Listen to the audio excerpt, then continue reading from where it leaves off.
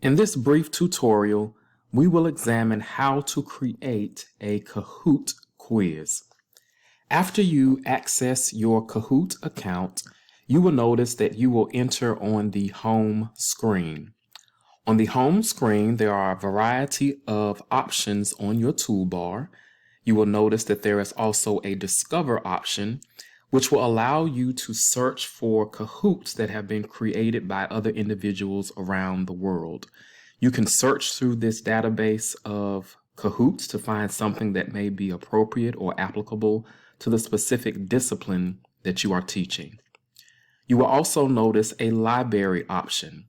This will list any and all Kahoots that you have created or any Kahoots that have been shared with you or that you have identified as your favorite. There is also a reports option. Every time you complete a Kahoot quiz or assessment, a report is then generated, and this will allow you to identify the number of individuals that participated in that particular Kahoot, as well as assessing information such as any particular questions that were extremely difficult for students. You also will notice that there is a groups option. You can create different groups for each of your courses to categorize the type of Kahoots that you are creating. And there is also an Access Pass page, and this requires an additional subscription, which is beyond our institutional license. And so to begin the process of creating a Kahoot, you will select Create. You will notice that you have multiple options. There are templates that are available to choose from, and you can modify the verbiage and the images that are located within the template. But for the purposes of this demonstration, I will begin with creating a Kahoot from scratch. So I will select New Kahoot, Create. You will notice the first thing that you should do is give your Kahoot a title. And so I will enter the title of Kahoot Demo. You can give your Kahoot a description if you choose, where you would like to have your Kahoot saved on your PC. You also have the ability to add a cover image, an image that you have downloaded to your PC in your picture folder, or a picture that you've located from Unsplash or Pixabay that have free copyright permissions. You also will notice that you can change the language for your Kahoot, and you can add a lobby video if you desire. You also have the ability to determine the visibility, so who will be able to access this particular Kahoot. And so there are three options: private, so only the individuals that you directly share the link with to this Kahoot will be able to access it. If it is public, anyone can locate and find the particular Kahoot that you've created. And then unlisted, only the individuals who have the direct link to the Kahoot will be able to utilize it. The last option as you are preparing to create the Kahoot is what is referred to as your lobby music.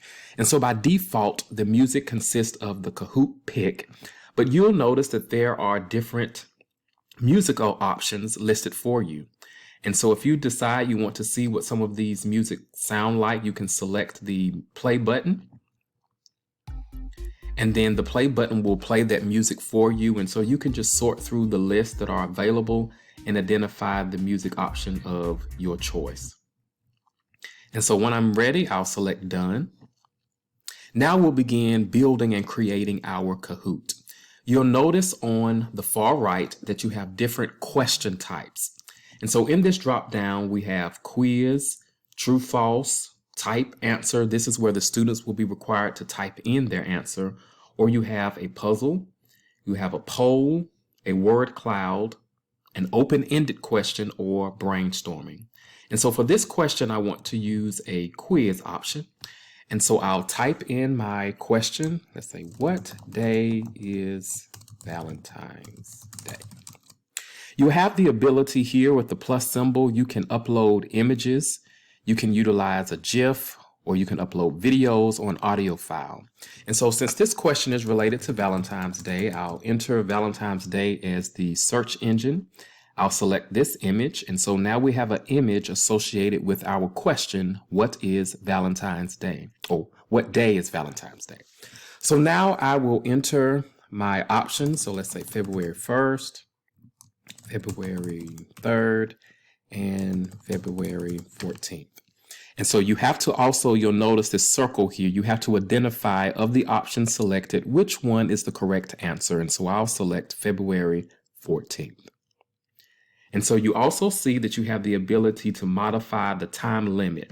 And so for each question within your quiz, by default, students will have 20 seconds to respond, but a maximum of 4 minutes. So it's left to your discretion how many seconds and or minutes you want to give your students to respond to the question. And so I'm going to leave the default at 20 seconds. You also have the ability to modify the point value. So do you want to utilize the standard value, make this a double point question, or there'll be no points associated with this particular question? We also have your answer options, either a single selection or multiple selection. And then if you want, depending on the type of question that you're posing, there is an option called an image reveal. So let's say if you were showing an image of the Eiffel Tower and you wanted students to readily identify what that image is, you could do an image reveal to see if they could figure out what the image was prior to seeing the entire image in its entirety. And so now I have my question, I've added an image, I've added different options, and I've identified the correct answer. And so now I want to add a second question to my quiz. And so for this option, I want to have a true-false question. Let's say my question is, learning is fun. If I want to add another image, let's say learning.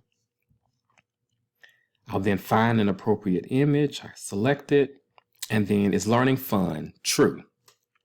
And so I'm going to leave my options as far as my time limit, points, etc. the same. And so I'll add one more question. And let's say I want to do a puzzle. This is where the students will be required to put together a sequence of information if you wanted them to. So where is Winston-Salem State University located?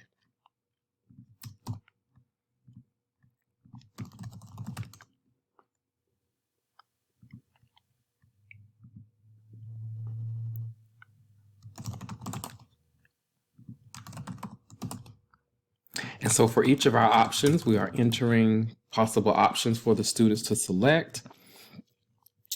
And so what we would have to do, depending on the type of question that you answered, if we were using this, we would have students to put the answers in the correct order. And so if Winston-Salem State had multiple campuses, we could have them to then identify the different locations of where the campuses are located in sequential order.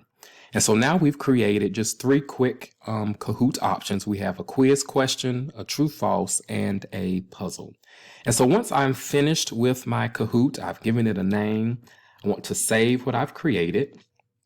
There's one answer missing. Let's give one more option and say Idaho. We'll save. And so we'll see we have the ability to test the Kahoot to make sure that it displays the way we desired.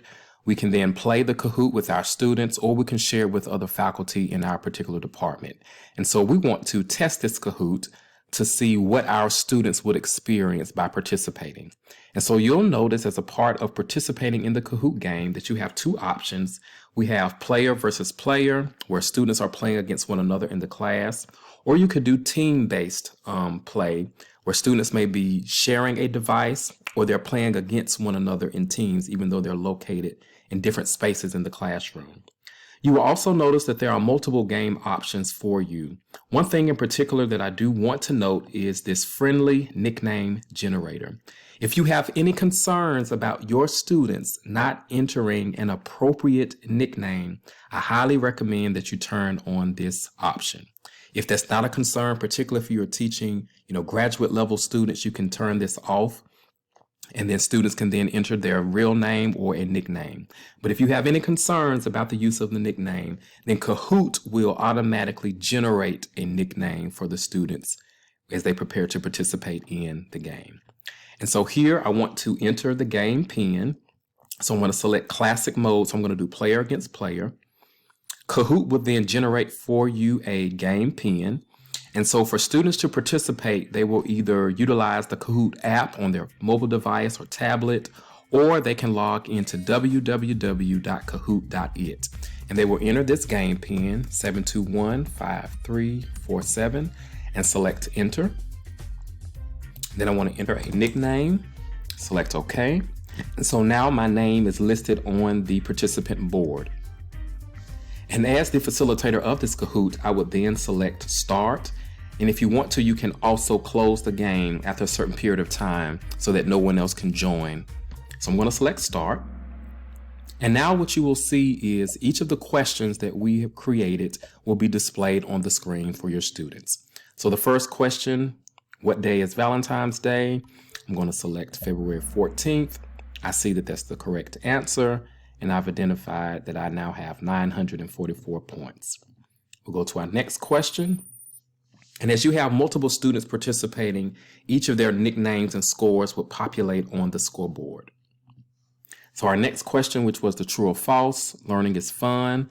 And so let's say I select the wrong answer for this one. I'll select false.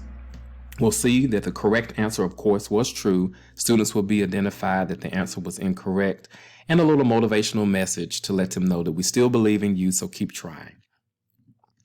And then we'll see on the leaderboard as we continue who all is participating, and then we'll go to our last and final question, which was the puzzle.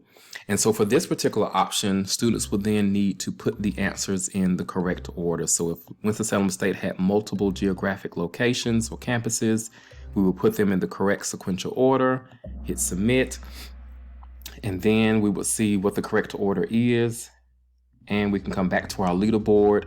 And if we had more than one student participating, we would see who's in third place, who's in second place, and then ultimately who was the first place winner. And so in this short tutorial, us the opportunity to create a short Kahoot quiz. So I hope that you will refer to these instructions, utilizing the home page, utilizing the discovery, utilizing the library, the reports, and even the groups features within Kahoot.